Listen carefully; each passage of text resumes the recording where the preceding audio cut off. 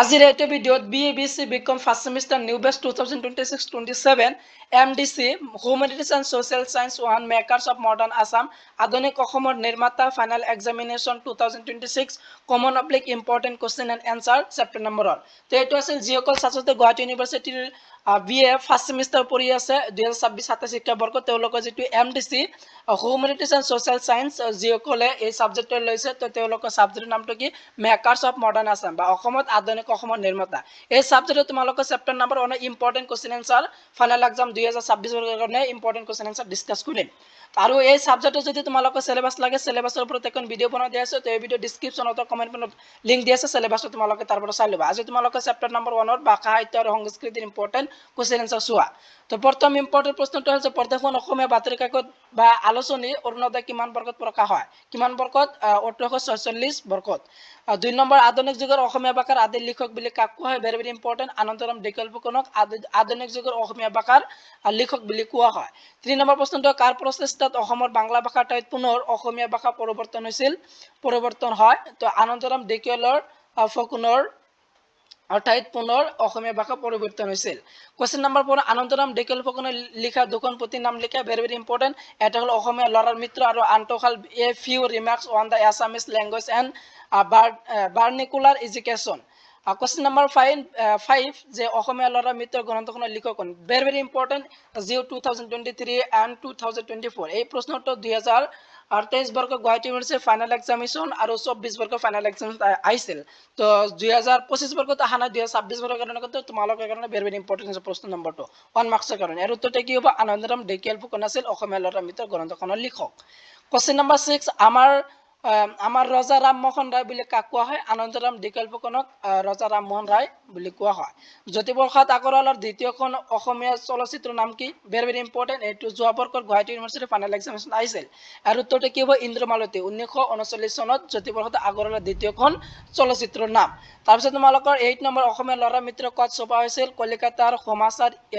চন্দ্ৰমাস যন্ত্ৰত অসমীয়া ল'ৰা মিত্ৰটো ছপোৱা হৈছিল কোশ্চেন নম্বৰ 9 কিমান চনৰ পৰা অসমীয়া ভাষা পুনৰ আনুষ্ঠানিক ভাষা মৰ্যাদা দিয়া হৈছিল 1872 পৰা 1873 চনৰ ভিতৰত যে অসমীয়া ভাষাৰ পুনৰ আনুষ্ঠানিক ভাষাৰ মৰ্যাদা দিয়া হৈছিল কোশ্চেন নম্বৰ 10 নেক্সট ইম্পৰ্টেন্ট যে বাহী আলোচনীখন কিমান চনত প্ৰকাশ পাইছিল ভেৰি ভেৰি ইম্পৰ্টেন্ট হয় এই প্ৰশ্নটো 10 নম্বৰ আৰু উত্তৰটো কি হ'ব 1909 চনত ডিসেম্বৰ মাহত বাহী আলোচনীখন প্ৰকাশ পাইছিল কোশ্চেন নম্বৰ 11 বাহী আলোচনীখনৰ প্ৰথম সম্পাদক কোন আছিল এইটো ইম্পৰ্টেন্ট লক্ষীনাথ বেজবৰুৱা এইটো 2023 গুৱাহাটী ইউনিভাৰ্চিটি ফাইনেল এক্সাম আহিছিল তোমালোকৰ 2026 বৰ্গৰ ষ্টুডেন্টৰ কাৰণে কিন্তু ইম্পৰ্টেন্ট আছে প্ৰশ্নটো তাৰপিছত তোমালোকৰ 12 নম্বৰ কোন গ্ৰন্থৰ জৰিয়তে লক্ষীনাথ বেজবৰুৱা সাহিত্য জগতত প্ৰৱেশ কৰে তো লিতিকাই নামৰ ধেমালি নাটকৰ জৰিয়তে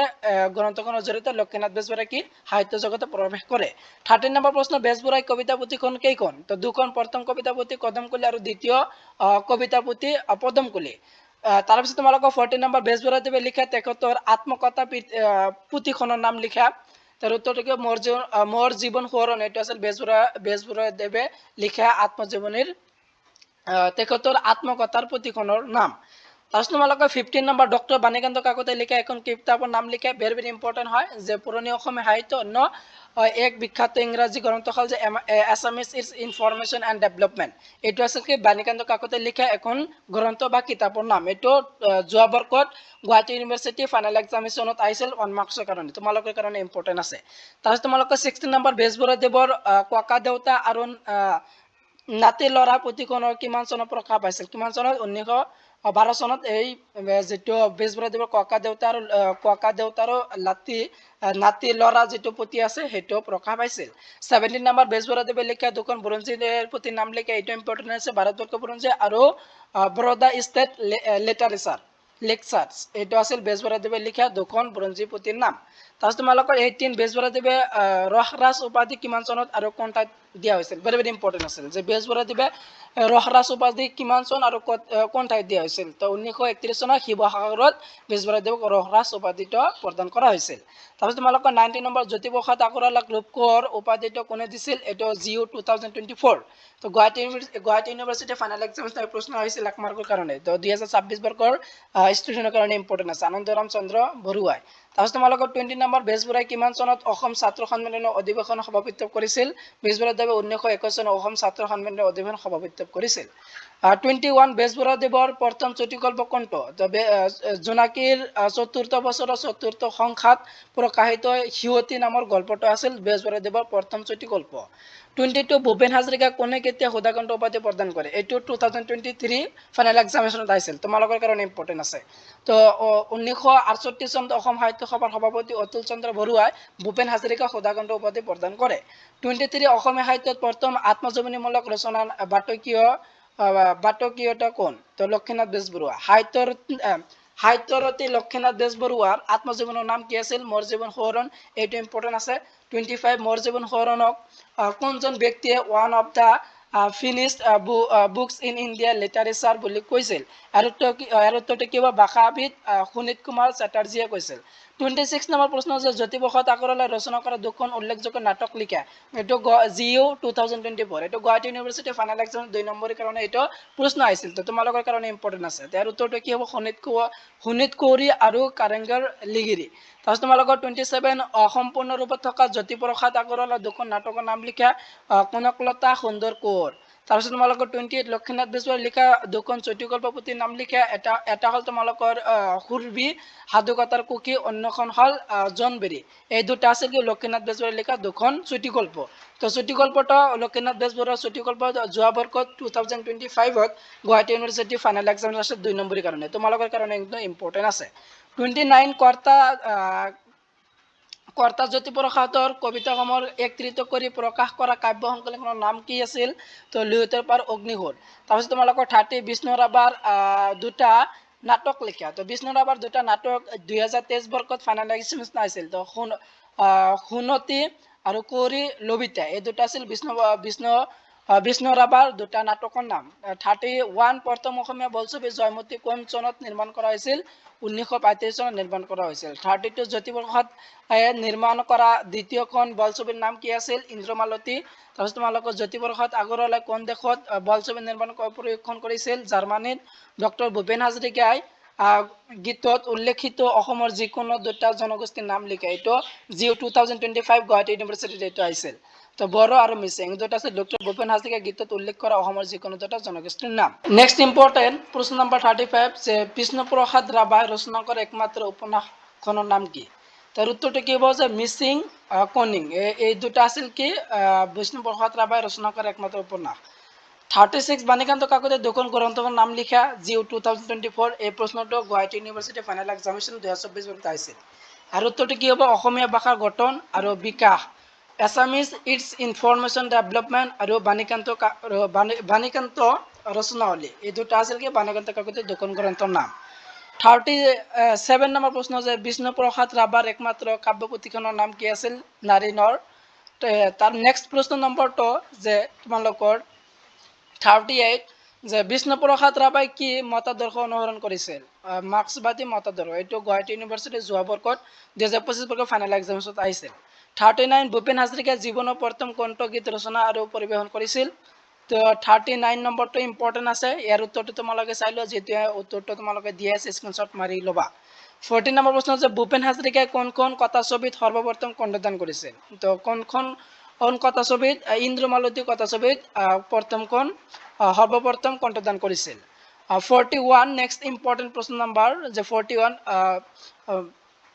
মহাফাট মিলছলৈ লিখা আবেদনখনত আনন্দৰাম ঢেকিয়াল ফুকনে কিহৰ বিষয়ে উল্লেখ কৰিছিল এইটো 2024 বৰ্ষৰ ফাইনেল এক্সামিনেশ্যন 2 মাৰ্কছৰ কাৰণে আহিছিল তো তোমালোকৰ কাৰণে ইম্পৰ্টেণ্ট আছে 2026 বৰ্ষৰ ফাইনেল এক্সামিনেশ্যনৰ কাৰণে তোমালোকে এই প্ৰশ্নটো শিকিবা 41 নম্বৰ যেটো প্ৰশ্ন দিয়া হৈছে এৰ আনসাৰটো তোমালোকে চাই লবা আনসাৰটো যেটো দিয়াই আছে আৰু ইয়াত তাৰপিছত তোমালোকৰ 42 যে জ্যোতিপ্ৰসাদ আগৰৱালাই সম্পাদন কৰা কাকতখনৰ নাম কি ভেৰি ইম্পৰ্টেণ্ট প্ৰশ্নটো 42 দৈনিক অসম তাৰপিছত তোমালোকৰ 43 যে হেকৰ প্ৰশ্ন তোমালোকৰ শৰ্ট কোৱেশ্চন আনসাৰ যে লক্ষ্মীনাথ বেজবৰুৱাই ৰচনা দুখন উল্লেখযোগ্য নাটকৰ নাম লিখা এইটো 2023 বৰ্ষত গুৱাহাটী ইউনিভাৰ্চিটি ফাইনেল এক্সামিনেশ্যন আহিছিল তো চন্দ্ৰদহ সিংহ আৰু বেলিমাৰ এই দুটা আছে লক্ষ্মীনাথ বেজবৰুৱাৰ ৰচিত দুখন উল্লেখযোগ্য নাটকৰ নাম তো তোমালোকৰ যি 1 ৰ পৰা যি 43 লৈ যে কিটা প্ৰশ্ন তোমালোকৰ দিয়া হৈছে এইবিলাক প্ৰশ্ন 1 আৰু 2 মাৰ্কছৰ কাৰণে মোষ্ট ইম্পৰ্টেণ্ট তো নেক্সট তোমালোকে চাই লোৱা যে এতিয়া দীঘলীয়া প্ৰশ্ন উত্তৰ কমন বা ইম্পৰ্টেণ্ট কুৱেশ্যন 5 এণ্ড 10 মাৰ্কছৰ যেহেতু তোমালোকৰ 5 আৰু 10 নম্বৰ প্ৰশ্ন দিয়া থাকিব তো 5 আৰু 10 মাৰ্কছৰ কাৰণে কোনখিনি ইম্পৰ্টেণ্ট আছে এইটো চোৱা তো দীঘলীয়া প্ৰশ্ন উত্তৰ মোষ্ট ইম্পৰ্টেণ্ট প্ৰশ্ন নম্বৰ 1 যে স্বাধীনতা যুঁজাৰু হিচাপে জ্যোতিপ্ৰসাদ আগৰৱালাৰ বিষয়ে চমু টকা লিখে তো এইটো চমু টকা শিকিবা অসমত বঙালী ভাষা ব্যৱহাৰৰ বিৰুদ্ধে আনন্তৰাম ডেকালকে কোনো অৱদান তো অৱদানটো বহুল আলোচনা কৰা 5 মাৰ্কৰ কাৰণে আহিব পাৰে এইটো কিবা ৰসৰাজ হিচাপে লক্ষ্মীনাথ বেজবৰুৱাৰ বিষয়ে চমু টকা লিখা 4 নম্বৰটো দিছে সমাজবাদী চিন্তাক হিচাপে বিষ্ণুপ্ৰসাদ ৰাভাৰ চমু টকা নেক্সট প্ৰশ্ন ইম্পৰ্টেণ্ট যে 5 ডক্টৰ বাণীকান্ত কাকতিৰ জীৱন আৰু কৰ্মৰ ওপৰত আলোকপাত কৰা এই প্ৰশ্নটো 10 নম্বৰৰ কাৰণে কিবা আৰু 6 নম্বৰ ডক্টৰ ভূপেন হাজৰিকাৰ গীতসমূহৰ বাহ্যিক মূল্য সম্পৰ্কে এক বৰ্ণনা দিয়া এই প্ৰশ্ন তোমালোকৰ 10 মাৰ্কৰ কাৰণে ইম্পৰ্টেণ্ট আছে নেক্সট ইম্পৰ্টেণ্ট প্ৰশ্ন তোমালোকৰ 7 যে অসমীয়া সাহিত্যৰ প্ৰতি লক্ষ্মীনাথ বেজবৰুৱাৰ অৱদান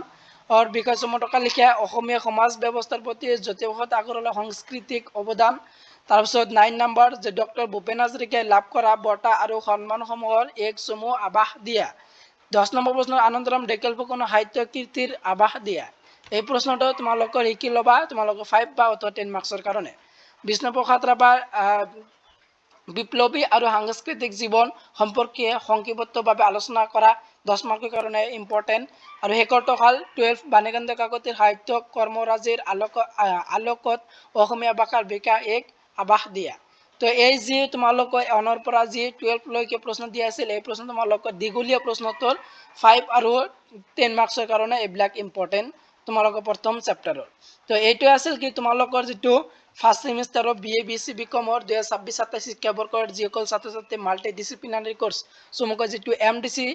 হিউমেনিটিজ এণ্ড ছ'চিয়েল সায়েন্স 1ৰ ভিতৰত যিটো মেকাৰ্ছ অফ মডাৰ্ণ আছাম যিসকলে এই ছাবজেক্টটো লৈছে তো এছামিছৰ নামটো হ'ব কি আধুনিক অসমৰ নিৰ্মাতা এই ছাবজেক্টত তোমালোকৰ চেপ্টাৰ নম্বৰ 1 ভাষা সাহিত্য আৰু সংস্কৃতিৰ ইম্পৰ্টেণ্ট কুৱেশ্যন এনসাৰ ডিছকাছ কৰিলোঁ ফাইনেল এক্সামিনেশ্যন তোমালোকৰ 2026 বৰ্ষৰ কাৰণে আৰু নেক্সট ভিডিঅ' তোমালোকৰ MDC সাবজেক্টৰ কোন বিষয়ৰ ইম্পৰ্টেণ্ট কুৱেশ্যন এনসাৰ লাগে তোমালোকে কমেণ্ট কৰি জনাবা আৰু তোমালোকৰ নেক্সটত আলোচনা কৰিম যে এইখন বিষয়ৰ তোমালোকৰ চেপ্টাৰ 2ৰ ইম্পৰ্টেণ্ট কুৱেশ্যন এনসাৰ লৈ আহিম তো আজিৰ ভিডিঅ'টো ইমান আছিল ভিডিঅ'টো শেষলৈ চাই থকাৰ বাবে তোমালোকক সকলোকে ধন্যবাদ জনাওঁ